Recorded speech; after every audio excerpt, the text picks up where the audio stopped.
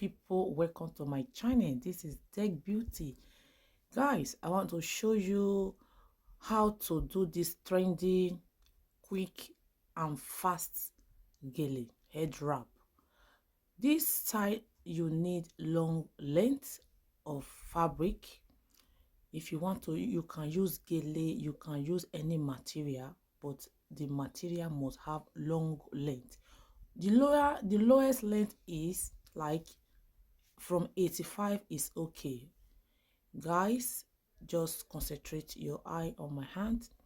You fold the material into 4 places, because the reason I fold it into 4 places because I like to bring out my hair out from the back. But if you want to cover your hair at the back, just fold it into 2. Okay, you place it on your head, you divide it into 50-50, that is equal. You place it on your head, you cross it, then you continue your tying.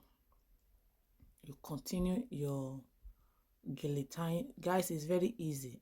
The reason I just want to explain this particular part is you need long length for you to be able to achieve the front wrapping.